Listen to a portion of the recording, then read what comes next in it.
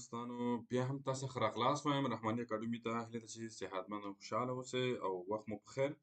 دوستانو راځئ چې نن د مارکیټینګ په اړه غږیږو او مارکیټینګ څه شی دی او هدف یې څه شی دی او همداشان ځینې نورې موارد چې مارکیټینګ پورې اړوند کیږي. هغه مثلا مارکیټینګ په اول کې په لومړیو کې د مارکیټینګ هدف او د هغه نظر څه شی په اول کې اوسنی نظر څه شی دی.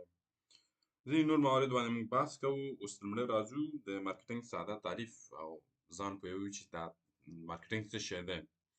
ګورئ دلته موږ وایو چې مارکیټینګ is managing profitable customers relationship. دا په دې معنی چې مارکیټینګ یو داسې وسیله ده یا یو داسې شی دی چې د ده په وسیله مشتریانو سره ګټورې اړیکې چې ته جوړوې یا منیج کوې. دا په دې معنی چې کله یا مارکیټینګ موږ کوو، مارکیټینګ یوازې هدف یې دا نه دی چې موږ یوازې پلور کړو، یعنې یوازې موږ سیلینګ وکړو، یعنې خرڅ وکړو. دا معنا یوازې دا نه دی مارکیټینګ نه چې موږ په همدې باندې موږ فوکس وکړو، بلکې مارکیټینګ یو داسې یو هڅه ده، داسې یو کوشش دی چې مشتریانو سره اوږدمهاله بارزښت اړیکه وساتو.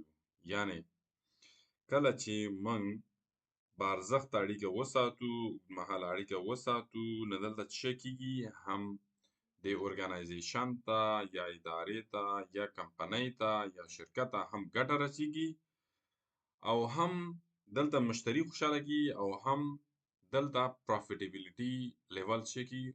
زیاتېږي. نو مارکیټینګ یوازې د پلور هدف نه دی.